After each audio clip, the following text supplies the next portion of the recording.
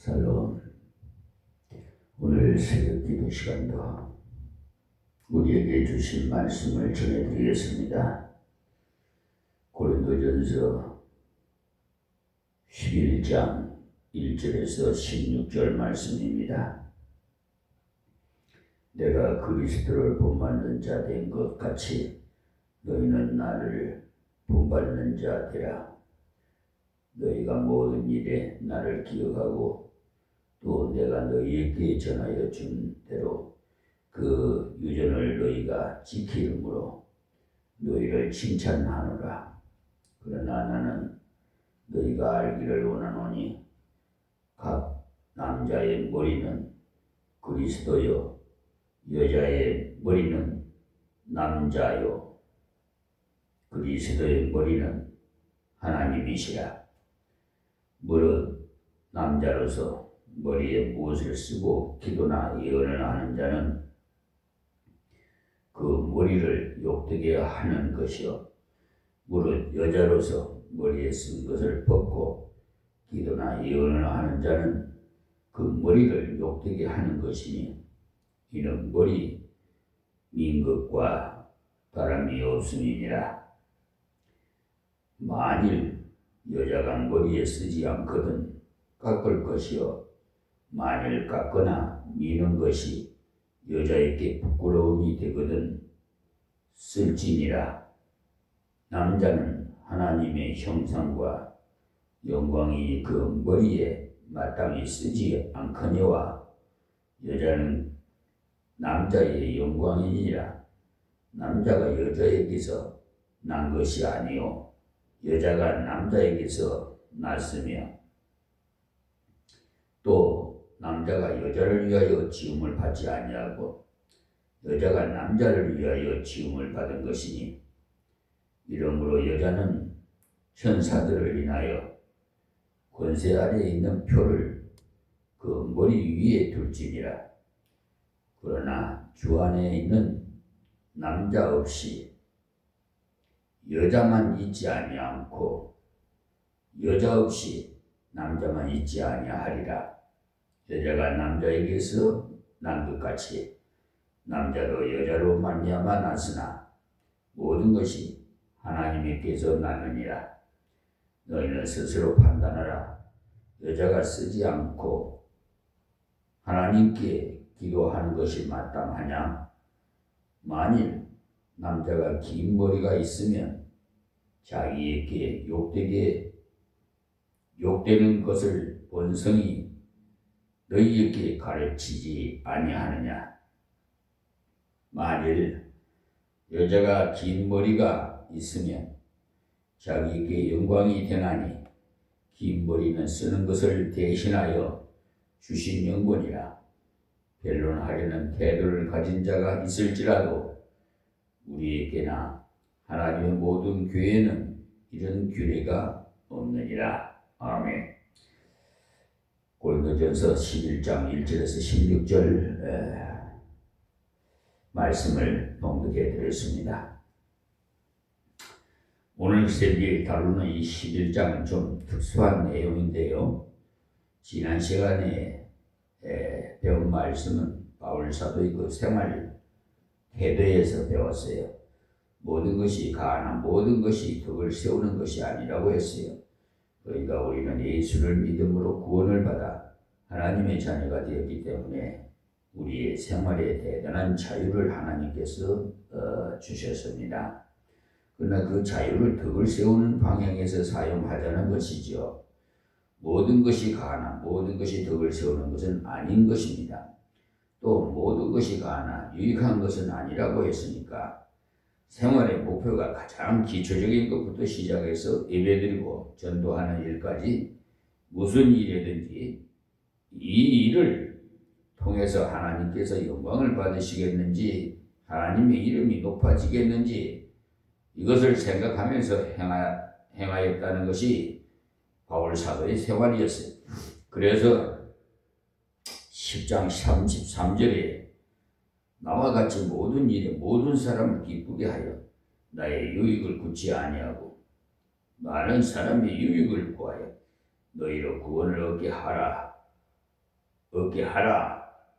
이렇게 말씀한 대로 바울 사도의 그 생활의 기초에는 이 두 가지가 있었던 것이 하나님께 영광이 돌아가는지 행지에게 덕이 되는지 염두에 두고 생활을 했다는 것입니다. 그러니까 오늘 새벽에 11장 1절에서 말씀은 10장 말씀의 결론이나 사실은 연결되는 말씀입니다. 그래서 장은 좀 잘못 나눈 것입니다.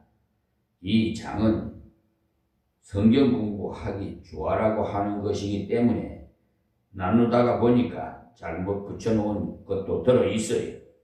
그래서 11장 1절은 앞장에 붙은 것이 훨씬 더 좋습니다. 그러나 다음 내용과 연결되는 것이기 때문에 관계없습니다. 다음 본론으로 들어가서 1절입니다. 다 내가 그리스도를 본받는 자 된 것 같이 너희는 나를 본받는 자 되라 그랬습니다. 무슨 말씀이냐면 예수님께서도 이 땅에 계실 동안에 하나님의 영광을 위해서 모든 것을 순종하셨어요. 십자가에 죽기까지 순종했습니다. 빌립보서 2장 6절에서 11절 말씀인데 그가 이 땅에 오신 그 자체가 순종이고 오셔서 많은 고난을 당하시고 십자가에 죽는 자리까지 내려가신 것을 참으로 하나님께 온전한 순종인 것입니다. 그러나 하나님과 동등한 분으로서 하나님 앞에 순종하심으로 인류를 구원하신 큰 은혜를 베푸셨습니다. 바울 사도도 남을 유익하기 위해서 살았는데 그 이유는 예수님을 본받기 때문이라는 거예요. 그러니까 우리가 목사님에게 생활이나 말에 배울 것이 많아요. 그런데 교만한 자는 세상 말로 덕은방진 자는 옳은 소리 하면 듣기 싫어해요. 그래서 그런 분들에게는 더 이상 거론하지 않습니다. 가르치는 것이 성경과 맞는지 보고 성경과 맞는 것을 본받고 그렇지 않은 것은 목사가 아니라 세상 없는 사람일지라도 본받지 마세요.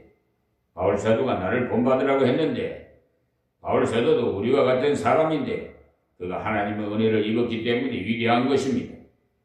아브라함, 바울 다 위대하다고 하는데 그들이 위대한 것이 아니라 그들을 쓰신 하나님께서 위대하신 거죠. 바울이 그냥 나를 본받으라고 했다면 그 말은 아무 힘이 없어요. 그런데 그는 내가 그리스도를 본받는 것 같이 너희는 나를 본받는 자가 되라고 말씀하셨으므로 그 말이 무게가 있는 것 아닙니까? 바울은 그리스도를 본받는 자 되었어요.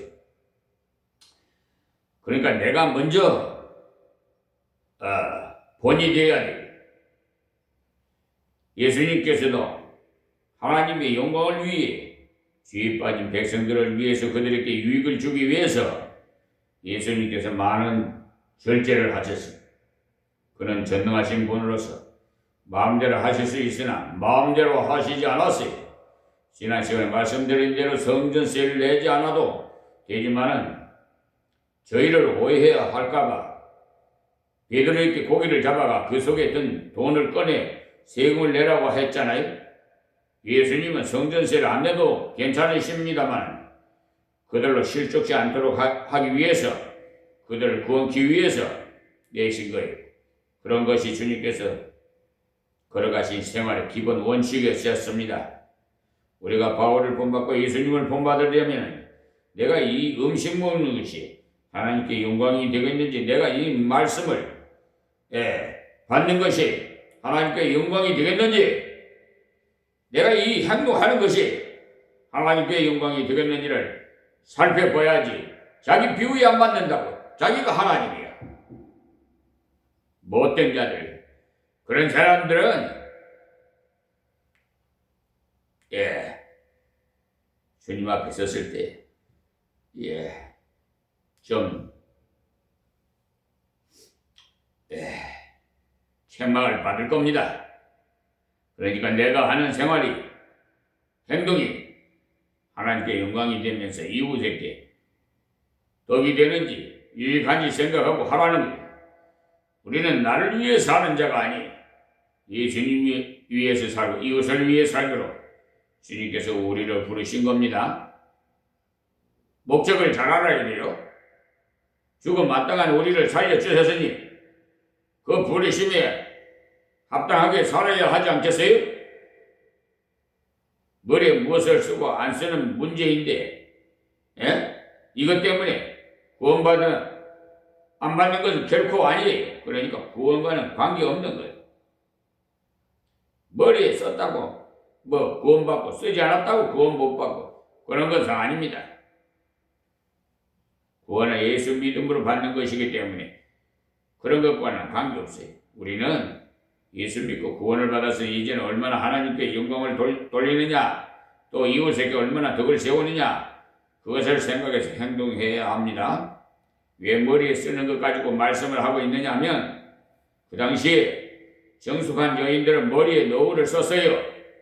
그래서 교회에서 무엇을 할 경우에 예절을 지켜서 그것을 꼭 쓰라고 한 거죠. 그 이유를 쭉 말씀한 것이 오늘 내용입니다. 그렇다고 머리에 쓰는 것만 가르치고자 한 것은 아닙니다. 우리 생활에 사소한 문제라도 덕을 세우라는, 시골에 목회하시는 분이 특히 어른들에게 예의를 정중히 지켜야 합니다. 인사한다면서 손을 내밀고 악수를 청한다면 뭐라고 하겠어요? 욕해요. 그럴 때는 정중하게 큰 절을 하고 어르신 처음 뵙겠습니다 이렇게 해야지. 뻣뻣이 있어갖고 손 내밀어. 주의하세요. 오늘 시골교회 목회를 갔더니만 한자로 자기 공간을 못 쓴다고 저 전도서가 신통찮아 한다고 하거든요. 그 정도니까 뭐 나름대로 옛날에 글을 하셨다 하여서 자네 공간을 써 보시게나 하는데 못 썼다고 무엇이하라고 하더랍니다. 공간 못 썼다고 자격 없는 것은 아니에요.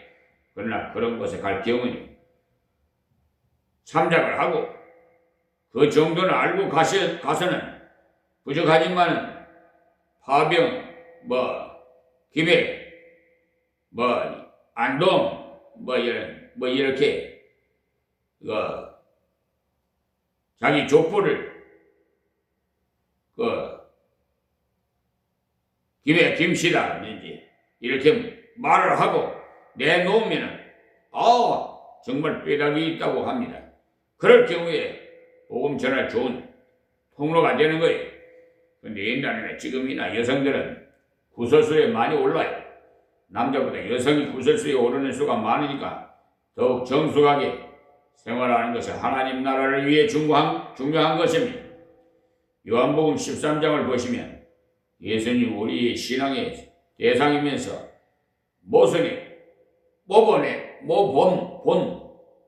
본의 대상이 바울은 우리의 모본의 그 대상이나 신앙의 대상은 아니에요. 13장 6절부터 보시면 시몬 베드로에게 이르시니 가로되 주여 주께서 내 발을 씻기시나이까? 예수께서 대답하여 가라사대 나의 하는 것을 네가 이제는 알지 못하나 이후에는 알리라. 베드로가 가는데 내 발을 절대로 씻기지 못하시리이다. 예수께서 대답하시되 내가 너를 씻기지 아니하면 네가 나와 상관이 없느니라. 왜 이렇게 말씀하셨어요? 예수님께서 베드로의 발을 씻겨주시려고 하지 베드로가 깜짝 놀라 선생님 내 발을 씻기시려고 하십니까? 그렇게는 못합니다. 그렇게 했어요. 예절로는 당연합니다. 그러나 예수님께서 내가 만약에 내 발을 씻기지 아니하면 너와 나는 상관이 없다라고 하신 말씀은 예수님의 속죄의 은혜 없이는 상관이 전혀 없다는 거예요.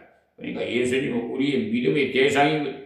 예수 그리스도의 그 씻기심 없이는 할도 깨끗하게 될 자가 없어요.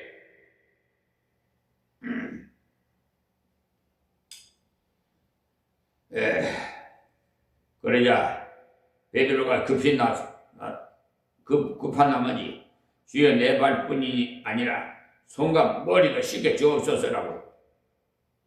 그렇지 않아요? 얼마나 화끈합니까? 예수님 발만 씻기셔도 관계가 없으니까 관계가 폭이 있으면 머리부터 발끝까지 싹 다 씻겨주시기를 말씀하셨더니 예수님께서는 이미 모욕을 한 자는 발만 씻어도 깨끗하다고 했어요. 저기 이미 예수 믿는 사람은 깨끗해졌으니까 가다가 더러워진 발만 씻김 받으면 된다는 거예요. 그래서 날마다 회개해야 돼요. 그러니까 예수님은 씻겨주시는 분이시라는 것을 아세요. 영생의 길을 주신 믿음의 대상이라는 사실. 자, 14절 말씀입니다. 그래도 그 14절 말씀에도 내가 주와 또는 선생에 대해서 너희 발을 씻겠으니 너희도 서로 발을 씻기는 것이 옳으니라. 내가 너희에게 행한 것 같이 너희도 행하게 하려 하여 본을 보였노라고 하셨습니다. 속죄의 진리와 함께 겸손의 모범을 보이셨어요.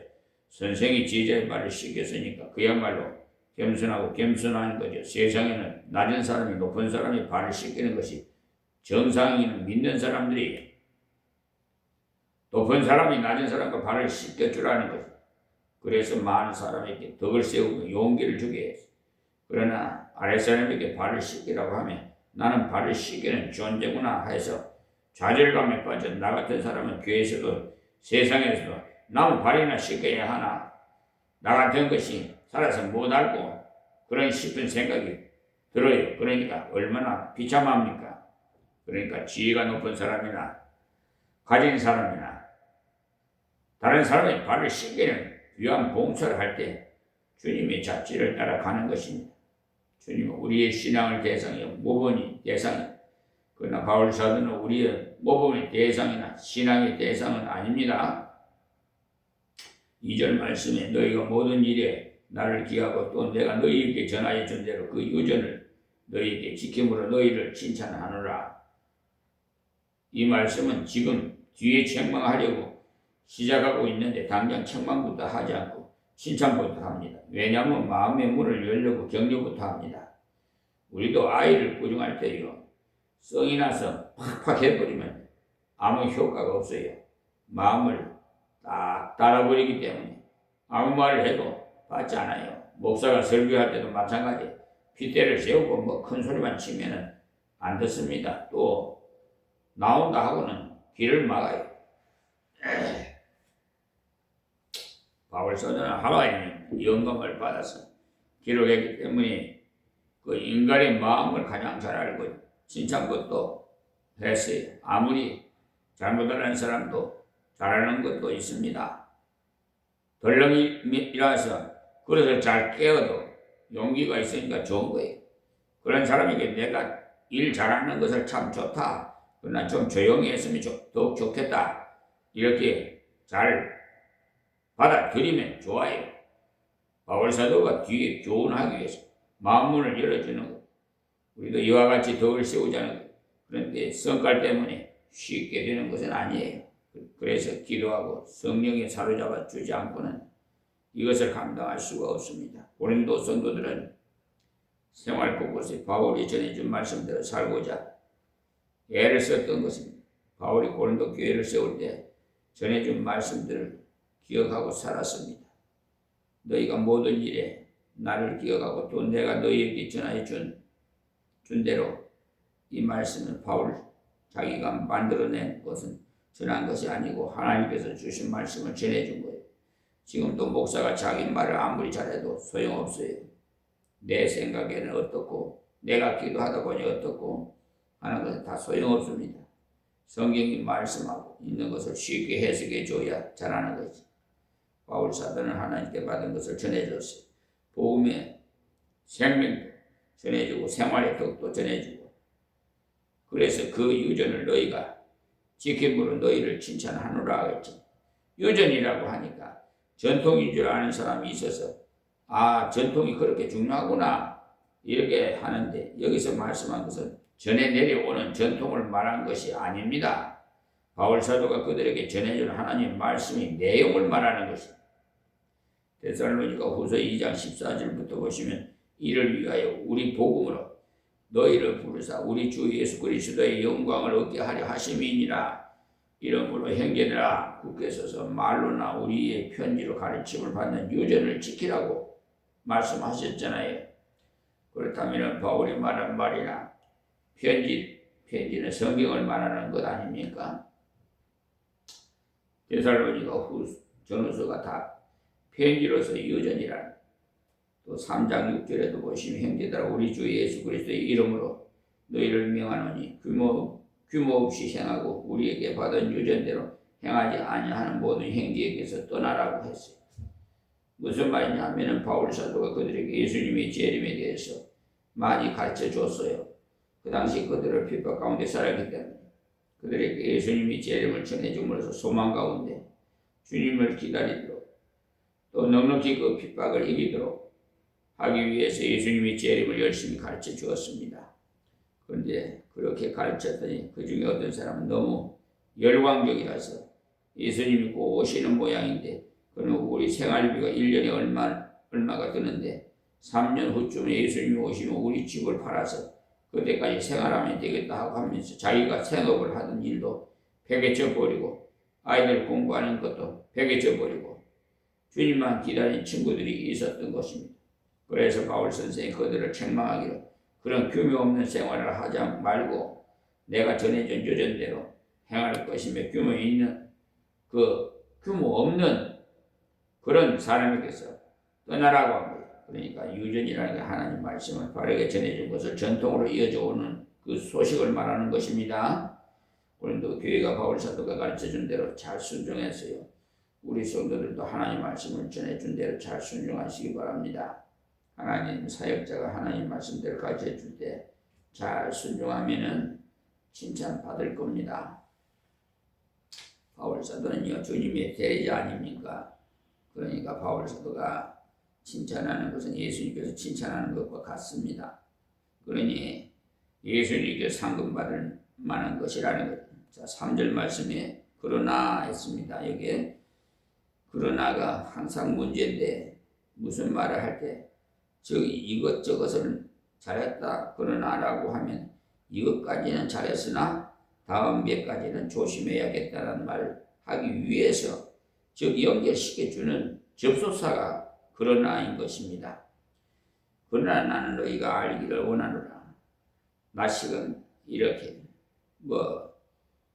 밤 시간이고 말씀을 들을 때마다 지식이 없는 자들은 신앙을 건전한 신앙이 못 돼요.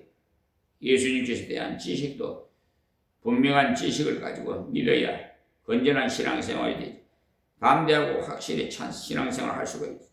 생활도 지식도 없어가지고 혼란이 오고 방탕하지 아니하고 질서 있는 생활을 통해서 하나님께 영광을 돌리고 사람들에게 덕을 세우는 아름다운 열매를 맺을 수 있는 그런 생활을 해야 돼. 그래서 알기를 원하노라고 하면서 이것을 꼭 기억하고 순종하라는 거예요. 각 남자의 머리는 그리스도요 여자의 머리는 남자요 그리스도의 머리는 하나님이시라고 해서 이 무슨 말씀이냐면 모든 일에는 질서가 있어서 여자의 머리는 남자고 남자의 머리는 그리스도이고 그리스도의 머리는 하나님이라고 했잖아요. 예수님은 하나님의 동등하시지만 이 땅에 오셔서 하나님의 순종에 하는 모습을 잘 보이신 거예요. 아버지와 아들이 질서관계에서 순종을 하신 거죠. 사실 남녀가 동등합니다. 그러나 하나님께서 질서를 위해서 남자를 머리를 주시고 아내를 돕는 자를 주셨어요.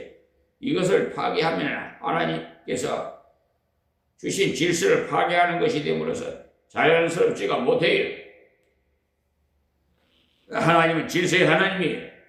어떤 집에 갔을 때 여자가 남편에게 호령조로 말하는 것을 볼 때 여건이 세구나 싶은 것이 아니라 이 집 구석이 왜 이 모양이지? 그런 생각이 들고 같은 여자라도 마음에 들지 않을 것입니다. 아니라고요? 여자가 돋보인다고요? 요새 젊은 여성들 눈에는 그렇게 보일지도 모르겠습니다만 TV 그런 것을 예사로 방영했기 때문에 거꾸로 가는 것을 옳게 가는 줄로 알고 있는데 조심해야 돼. 성경을 배우고 성경대로 따라가야지. 세상의 스크린을 따라가면서 되겠어요? 각 남자의 머리는 그리스도시다. 그 말은 가정의 가장이로서 그리스도의 머리를 삼으면서 가정을 인도해 나가야 하니까 남자의 머리가 그리스도라고 표현한 거예요. 그리고 여자의 머리는 남자라고. 그러나 요즘은 이런 설교를 하면 인기가 없어요. 여자도 훌륭하다고 해야 좋다고 한다지만 성경에 말씀한 대로 말할 뿐입니다. 또 제가 남자로서 권위를 세우고자 하는 말도 아니에요. 성경에 있는 대로 말하는 것뿐이니 그렇게 알고 이 말씀을 순종해야 가정이 평안합니다. 그렇지 않고 삐딱하게 받으면 가정의 평안을 빠르게 누릴 수가 없어요. 이렇게 말씀하고는 계속해서 쭉 설명을 합니다. 3절에서 6절까지 영계의 질서를 말씀해 주는 거예요. 영계의 질서를 여자는 항상 남편의 밑에 있다는 것을 항상 기억해야 되고 7절에서 12절까지 창조의 질서를 봐서도 남자가 먼저 지음을 받고 여자가 뒤에 지음 받았으므로 창조의 질서를 봐서도 그렇고 또 13절에서 16절까지는 인간의 본성을 봐서도 그렇다는 것을 말씀하고 있는 것입니다. 여러분이 일반적으로 여성을 볼 때 머리가 긴 여자가 더 아름다울 것입니다. 미스 코리아 뽑을 때도 긴 머리로 나오니까 더 아름다워 보이죠? 여성의 풍성한 머리가 아름답게 보이는 것은 본성이라는 그 말입니다. 그러나 남자가 치렁치렁 머리를 길게 하고 다니는 보기 어때요? 근데 요 사이는 본성을 거슬려서 남자는 장발을 하고 남자도 그냥 여자같이 머리를 길러가지고 묶어갖고 사는 사람도 있더라고. 하여간 세상이 요즘이 여러분은 남편에게 물어보고 그렇게 남편이 별로 그런 거 물어보면 찬성하지 않을 거예요. 소커트라나 여자가 자르는 거. 우리가 말씀을 따라서 영계의 질서, 창조의 질서, 인간의 본성 이 세 가지 부분에서 쭉 설명을 하셨으니까 잘 배워야 돼. 4절 말씀에 물은 남자로서 머리에 무엇을 쓰고 기도나 예언을 하는 자는 그 머리를 욕되게 하는 것이요. 무슨 말씀이냐? 머리에 무엇을 쓰고 있는 것은 종속적인 존재로서 밑에 있다는 겁니다. 그래서 머리에 무엇을 쓰는 것은 머리를 욕되게 하는 것이라는 것이니까 남자들은 조심하십시오. 머리야말로 권위의 상징이기 때문에 중요하다는 것을 알아야 돼요. 남자에게 있어서는 보이는 지배자가 없다는 것으로서 자기가 책임을 져야 한다는 거예요. 그래서 머리에 무엇을 쓰고 예언이나 기도를 하면 안 된다는 것은 그의 책임성을 강조합니다. 5절 말씀에 물론 여자로서 머리에 쓴 것을 보고 기도나 예언을 하는 자는 그 머리를 욕되게 하는 것이니 이는 머리 미는 것과 다름이 없음이니라. 절에 가면 중이 머리 밀어버리죠. 쭉쭉. 정반대로 여자로서는 머리에 쓰지 않고 기도하는 것은 마치 머리를 민 것과 다름이 없다는 거예요. 여자가 머리에 쓰는 것은 권위 안에 있다는 표를 쓴다는 거예요. 남편이 아내 위에 다스리고 있다는 표를 옛날부터 서양에서는 여자들이 모자를 쓰고 다녔고 또 방에 들어가서도 모자를 벗지 않아도 위에 벗어나지 않았어요. 그러니까 여자들이 모자를 쓴 것은 무엇보다도 예절로 썼다는 거예요. 결혼식 때 신부가 면사포를 쓰고 들어가는 것도 남편에게 순종하겠다는 표시입니다. 그것도 모르고 면사포만 쓰면 좋은 줄로 아는데 그것을 썼다 하면 남편에게 순종하겠다는 그것을 공포하는 것이에요. 요즘은 위로 올려서 들어왔지만 옛날에는 얼굴을 가려서 들어왔어요. 원래 그렇게 가려서 들어와야 해. 그렇게 들어오면 신랑이 너무 그러시면 곤란하다고 면사포를 들어주는 건데 요사이는 아예 들어 올리고 들어오는데 아마 자유사상이 심해져서 그런 거예요. 그런 것은 우리라도 고전적으로 돌아갔으면 좋겠습니다. 여성이 머리가 긴 것을 쓰는 것은 대신한다고 했는데 머리가 길면 아름다울 뿐 아니라 남편에게 순종하고자 하는 정숙한 태도를 취하는 일면이 됩니다. 왜 자꾸 한숨을 쉽니까? 아내가 남편에게 순종 잘하는 것이 남편의 영광이 됩니다. 정말 그래요. 아내가 남편에게 잘 순종한다면 그 남편이야말로 영광스러워. 어디 가서도 사람들의 부러움이 대상입니다. 저희 양반은 가정을 어떻게 잘 다스렸기에 부인이 저렇게 잘 순종할까 하고 다들 부러워하고 그 남편을 존중해서 영광스럽게 돼요. 세계적인 위인들 보세요. 우리나라 대통령, 영부인 김혜경 여성 한번 보세요. 얼마나 정숙해요. 한복 입고. 예? 보기가 얼마나 좋아요. 근데 입만 열면 남편을 비판하는 여자가 있어요. 남편을 헐뜯는 것이 버릇이 돼가지고 다른 사람 앞에서만 그런 것이 아니라 자기 자식 앞에서도 헐뜯고 가정교육을 그냥 그래가지고 아버지를 그냥 남편을 그냥 갈라놓는다니까요. 그 아버지 말이라면 그냥 무시해버리래.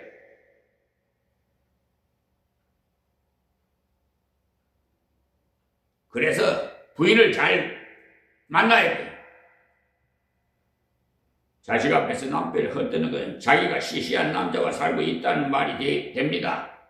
시시한 남자와 사는 자기도 시시한 사람이라는 것을 아십시오.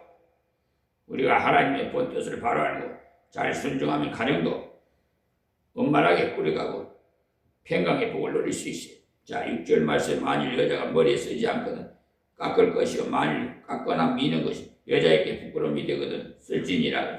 여자가 머리를 깎거나 밀면은 그야말로 흉하게 보이지요. 그러니까 비위생적이라는 것입니다. 남자도 미는 것은 좋지 않습니다. 머리를 보호하기 위해서 있습니다. 그러나 여성에게 있어서는 보호와 함께 순종의 표로서 정숙을 표현하는 데 썼다는 말입니다. 머리카락 없이 부딪혀 보십시오. 얼마나 더 아픈지. 제가 그런 체험도 있었어요. 특히 여성이 머리를 깎거나 밀면 부끄러워요. 그러니까 머리를 정숙하게 기르는 것은 아름다운 미적인 것뿐만 아니라 순종의 의미가 있다는 사실 아세요? 구약의 나시린도 머리를 길렀어요. 6개월 동안은 나시린이 되고자 서원했으므로 6개월 동안은 머리를 깎지 않았습니다. 1년 동안 나시린으로 일하겠다고 서원했으며 1년 동안 머리를 길러야 합니다. 하나님께서 절대 복종하겠습니다 하는 표로 머리를 기르는 겁니다. 어떤 사람은 평생 나시린이 되는데 세례 요한이나 삼손 같은 분은 평생 머리를 깎지 않았습니다. 남자라고 하나님께서 그렇게 정하셨기 때문에 그렇게 하는 것이고 그 위에 남자들은 기르면 안 돼요. 하나님께서는 억지되게 하시지 않고 자연스럽게 되도록 하십니다. 머리 깎고 안 깎는 것은 구원과는 상관없어요. 덕이 안 되고 아름답지가 못한 것뿐이지. 자, 7절 말씀이에요. 남자는 하나님의 형상과 영광이 그 머리에 마땅히 쓰지 않거니와 하나님께서 당신의 형상으로 사람을 지으실 때 먼저 아담을 지으셨죠. 그래서 남자는 하나님의 형상이고 또 하나님의 영광이다. 남자가 하나님께 순종해 나가면 온 가족 또한 하나님께 잘 순종할 것이니까 하나님께 영광이 크게 돌아가는 겁니다. 얼마나 맞는 말씀입니까? 남자는 부인은 지배자 없이 하나님만 모시고 사는 증표로 머리에 무엇을 쓰지 않습니다.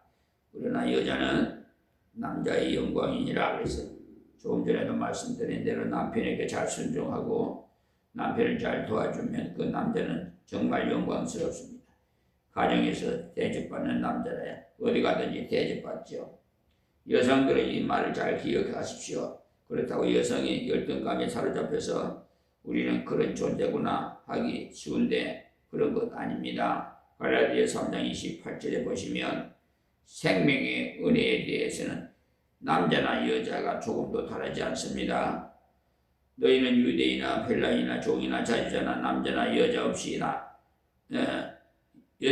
다 그리스도 예수 안에서 하나인이라고 했거든요.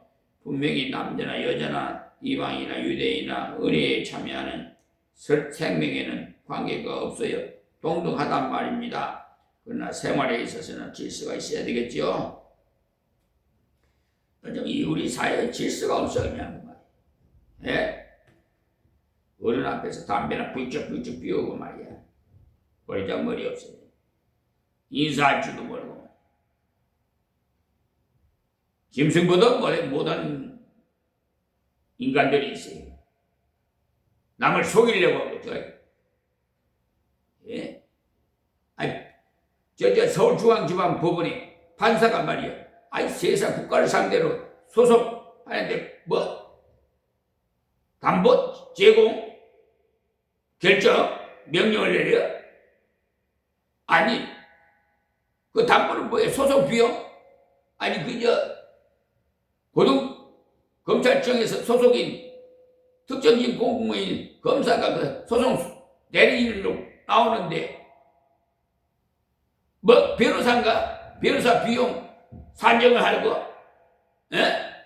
못된 것들. 그래서 내가 경고장을 보냈어요. 일단, 이제, 법적 조치할 겁니다. 자, 8절 말씀이 남자가 여자에게서 난 것이 아니요 여자가 남자에게 났습니다. 하나님께서 아담을 지으신 후에 독처하는 것이 좋지 못하니 그의 배표를 지어주리라고 하시고 남자의 갈빗대를 하나 뽑아가 여자를 지어주었죠. 하나님께서 여자를 남자의 갈빗대를 지어주신 것은 참으로 감사해야 합니다. 만약에 머리카락을 뽑아 지으셨다면 아마 여자가 남자의 머리 꼭대기 위에 올라가서 계속 설칠 것이고 또 어느 주경학자의 말대로 만약에 발에서 지었었다면 짓밟히다 볼일 다 봤을 거예요. 갈빗대는요 사랑의 처소라요. 여자는 남자의 그 사랑을 받도록 지었었어요. 그러니까 순종한다 복종한다 해도 하나 미칠 것 없어요. 그 갈빗뼈가 오장육부를 보호하는 역할을 하잖아요. 그런데 그 갈빗뼈가 꾹꾹 찔러봐야 남자가 고통스러워서 살 수가 있겠는가? 그런 현상이 있단 말이에요. 그러니까 그 가정은 파멸할 수밖에 없고 그래요. 결과는 좋지 않아요. 여자는 남자로부터 지음을 받았으므로 창조의 질서를 받은 남편을 순종하고 따라가는 것이 합당합니다. 그런데 질서를 지키지 않고 그냥 또 9절 말씀에 또 남자가 여자를 위하여 지음을 받지 아니하고 여자가 남자를 위하여 지음을 받는 것이니 그러니까 남자가 먼저 지음 받았을 뿐만 아니라 지음을 받은 이유가 남자를 도와주기 위해서 지음 받았다. 여자를 지었다 이 말이에요. 이것은 성경에 기록된 솔직한 사건의 기록이에요. 이것은 어떤 해석도 아니고 창세기에 있는 말씀을 그대로 옮겨 놓은 겁니다. 이 말씀대로 걸어가야 마땅한 거 아니겠어요? 요즘 말이에요. 여성들도 목사 안수를 받아가지고 남자들 머리 위에다 손을 얹고 안수를 하고 이게 이 질서를 파괴하는 행위 아니에요? 어디 감히 남자 머리 위에다 손을 얹어? 남자 머리는 뭐라고 그랬어요? 지금 하나님을 대접해? 못된 것들 회개해야지. 돈 몇 푼 받아 먹으려고 몇백만 원 안수 해가지고 돈벌이 하려고 이 못된 하여튼 한국교회가 그냥 부패해도 보통 부패한 거 아니에요. 디모데전서 2장 8절부터 한번 보시죠. 그러므로 각 처에서 분노와 다툼이 없이 거룩한 손을 들어 기도하기를 원하노라고 남자에 대해서 말씀을 했어요. 남자들은 확실히 권위를 지켜야 돼. 그의 체벌을 지켜야 돼. 분노와 다툼은 하나님의 형상을 담지 못한 것이나 그래 이런 것을 내버리고 다른 사람을 위해서 기도해주는 거룩한 기도의 사람이 될 것을 말씀함으로써 제사장적인 모습을 말씀하고 있는 것입니다. 그리고 또 이와 같이 여자들도 아담한 옷을 입으며라고 했어요. 그러니까 아무리 유행이 들더라도 난잡한 미니스커트 팬티가 보일 정도로 입지 말아요. 아이고 정말 눈꼴 사람 와서 못 보겠어 그냥. 아이 좀 감추고 좀 단정하게 입으면 얼마나 좋아. 아담할 옷을 입으면 염치와 정결로 자기를 단장하고라고 했잖아요. 염치라는 것은 부끄러움을 아는 여성이 염치 없는 여성이, 염치 있는 여성이 없는 여성이 아니라, 염치가 있는 여성은요 단정하게 옷을 입어요. 부끄러움을 모르는 여성은요 향기 없는 꽃과 같은 것이 여자가 뻔뻔스러워 보아요. 하나님께서 여자는 염치가 없어야 된다고, 있어야 한다고 했거든요. 또 정결이라는 깨끗한 생활의 규범을 가지라는 것으로서 염치가 있고 정결이 있는 여성이라면 대단히 매력이 있다는 사실. 단정한다는 말은요 꾸미는 건데, 아담한 옷을 입고 염치가 있고 정결하면 아름다움이 있잖아요. 화려하진 않아도 깨끗해서 누가 봐도 귀한 분이라는 것을 알 수 있어요. 따은 머리와 금이나 진주나 값진 옷을 하지 말고 했어요. 이 말씀은 화려함으로 자기를 과시하려고 하는 사치에 빠지지 말아라는 거예요. 우리 그리스도인들 이 말씀을 명심해야 돼. 사치할 것이 아니라 단정하게 봉사하는, 즉 일하는 자세로 살아야 돼. 사치하는 돈으로 구제하고 남을 돕는 일을 해야 돼. 오직 선행으로 하고 비싼 옷을 자랑하지 말아라는 거예요. 몇백만 원, 천만 원, 넘는 옷이요 어쩌니 하는데 그런 옷이 뭔 자랑이에요. 그런 건 자랑하지 마시고 오직 선행으로 하고라고요. 했듯이 남을 구체적으로 돕는 일을 역시 여성이 해야 잘하는 거예요. 남자는 구체적인 것을 하지 못해서 돈으로 해결하려고 하지만 여자는 음식을 만들어 줄 수도 있고 옷을 사다 줄 수도 있고 이것저것 구체적으로 할 수가 있잖아요. 이것이 하나님을 공경한다 하는 자들이 마땅한 것이라. 얼마나 아름답습니까? 그리고 여자는 일체 순종함으로 조용히 배우라. 순종하면서 떠들지 말라. 여자의 가르친 것과 남자를 주관하는 것을 허락지 아니하니라고 했어요. 남자가 같이 있을 경우에 여자가 교훈할 권위를 주시지 않아요. 그러나 여자를 가르치는 것이나 어린이를 가르치는 것은 관계없습니다.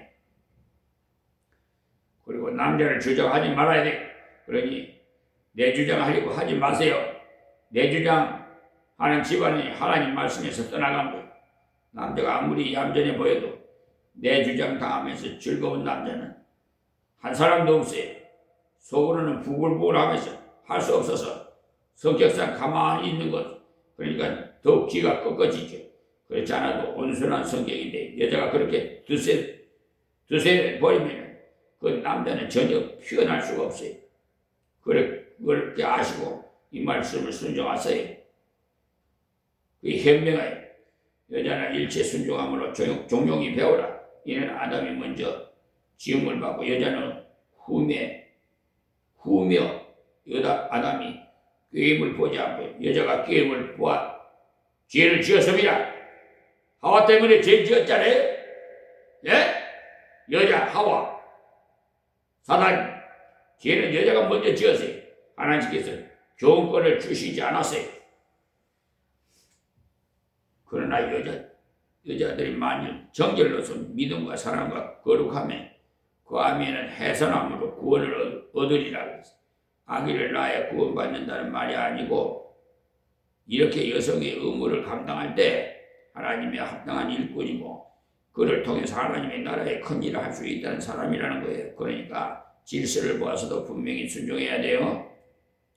우리나라에 지금 여성들도 국회의원이 있고 대통령도 요즘 세계에 막 나오고 일본에서도 수상이고 하는데 그 직장에서는 사회에서는요 일을 할 수가 있어요. 근데 여기서 가정생활을 말하는 거예요. 가정에 가서 내가 대통령이라도 가정에 들어가서 남편을 주같이 섬겨야 돼. 집에까지 가서 대통령이라고 남편한테 이것저것 시켜서 안 된다 이 말이에요. 남자가 여자를 위해서 지음을 받지 아니하고 여자가 남자를 위하여 지음을 받은 것이니 그러니까 이런 말을 기억해야 돼요. 창조의 질서와 목적을 설명한 거예요. 자, 10절 말씀이 이러므로 여자는 천사들을 인하여 권세 아래에 있는 표를 그 머리 위에 둘지니라. 모자를 쓴다든지 머리를 길게 한다든지 권세 아래 있다는 것을 느낄 수 있도록 표를 하라는 거예요. 천사들은 항상 우리를 살펴보고 있는 목격자임으로써 그렇게 하라는 거예요. 누가복음 15장 10절에 보시면 내가 너에게 이르노니 이와 같이 죄인 하나가 회개하면 하나님의 사자들 앞에 기쁨이 되느니라고 하셨어요. 하나님의 사자가 바로 천사인데 이 천사는 항상 하나님이 일하는 일꼴을 보고 있다는 거예요. 여자가 지원받은 것도 다 목격했으니까 여자들은 증인인 천사 앞에서도 바르게 살아야 되겠죠. 여기까지 말하면 남자들이 너무 날뛸까 싶어가지고 다음 말씀을 주셨어요. 자, 11절 보세요. 그러나 여기 보세요. 그러나 주 안에서 남자 없이 여자만 있지 않고 여자 없이 남자만 있지 아니하리라 그랬어요. 보십시오. 남자나 여자가 주 안에서 동등함을 말하죠.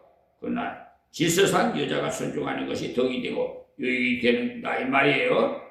하나님의 말씀을 가만히 살펴보면 그야말로 이치에 맞는 것을 알 수가 있어요. 다음 12절에 여자가 남자에게 난 것 같이 남자도 여자로 말미암아 낳았으나 아무 것이 하나님께서 낳느니라. 모든 것이 하나님께서 낳는. 그러니까 지금 우리는 다 여자인 어머니로부터 태어나죠. 그러니까 여자를 존중히 여겨야 하고. 그러나 신령한 영적인 세계에서는 남녀가 다 동일한 것입니다. 여자도 하나님과 직접 관계가 있고 남자 역시 하나님과 직접 관계가 있어요. 그러나 생활의 질서를 돌아올 때는 남자나 여자는 질서를 지켜줘야 가정의 복이 있고 복음의 덕이 되고 하나님 나라의 복이 된다는 그 얼마나 합당한 말씀입니다. 자, 13절 말씀이에요. 너희는 스스로 판단하라. 여자가 쓰고 쓰지 않고 하나님께 기도하는 것이 마땅하냐?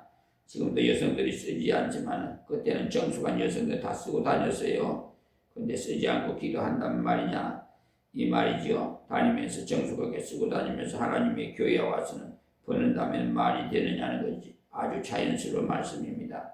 이 말씀은 본성에 호소하는 겁니다. 마땅하냐 하는 것은 마땅하지 않다는 말이거든요. 자, 다음 14절 말씀. 만일 남자가 흰 머리가 있으면 자기에게 욕되는 것을 본성이 너희에게 가르치지 아니하느냐. 남자가 긴 머리라면 어울리지도 않죠.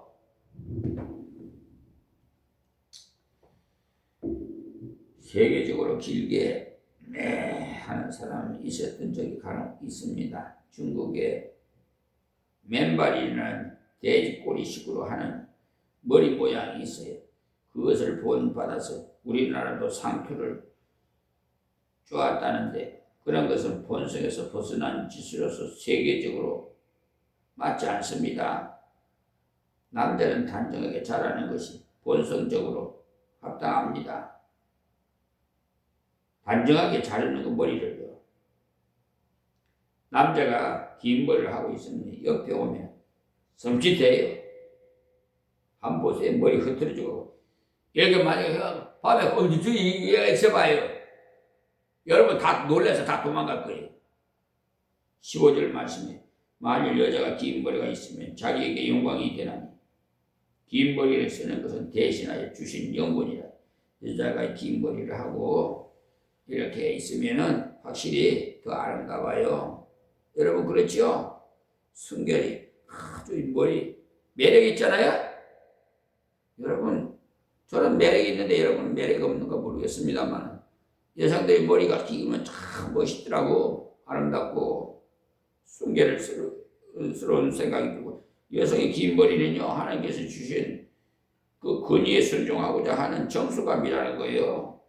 여기까지 말씀하니까 어떤 사람들은 바울 선생은 뭐 그런 것까지도 다 말씀하는 거 할까 싶어서 다음 말씀을 또 하시는데 16절 봐요. 변론하려는 태도를 가진 자가 있을지라도 우리에게나 하나님 모든 교회는 이런 규례가 없느니라 그랬어요. 여자는 남자에게 순종해야 한다고 하니까 어떤 여자 중에 목사님 너무합니다 하고 나올까 싶어가 주신 말씀인데 저도 이 말씀을 하고 마치랍니다. 하나님의 교회에서는 그런 지시한 것을 가지고 변론하고 대들면 안 돼요. 단호하게 명령함으로써 마치고 있음을 알 수가 있어요. 바울 선생님이 변론을 허용하지 않는 것을 단호히 밝히고 있지요. 그러므로 이 새벽의 말씀을 통해서 배운 대로 우리는 바울 사도의 삶을 본받고, 바울 사도는 예수님의 본받았으니까 우리는 바울 사도의 삶을 본받아야 되겠죠. 하나님의 영광을 위해 이웃의 덕을 위해서 그는 살았던 거야. 도덕적인 생활이었으나, 교리적인 생활이었으나 하나님께서 영광이 되고 형제에게는 덕되도록 하나님 앞에서 살자는, 남녀가 다 인격적으로 동등하고 신앙에 동등이 있지만 생활의 질서상이나 예의적인 면에서는 반드시 질서를 지켜야 한다는 사실 명심하세요. 그렇게 살 때 가정도 교회도 세상 앞에서 덕을 세울 겁니다. 그러니까 의복이나 머리나 이런 모든 생활의 그 적은 부분도 이치에 합당하게, 하나님 말씀에 합당하게 삶으로써 하나님께 영광 돌리며 사시기를 바랍니다. 하나님 아버지 감사합니다. 이 새벽에도 말씀을 전했습니다. 그러나 행여나 잘못 전한 게 있으면 다 지워지게 하시고, 하나님 귀한 생명의 말씀만 간직하게 하셔서 이 세상 사는 동안에 하나님의 질서를 파괴하는 자가 없게 해주시고, 가정이 먼저 질서가 있어야 사회도 질서가 있는 줄 믿사오니, 하나님 아버지 우리 믿는 모든 크리스찬 가정들마다 다 하나님의 질서가 그대로 이루어지게 하여 주시고, 이방인들도 다 하나님 구원시켜 주시옵소서. 예수님 이름으로 기도합니다. 아멘.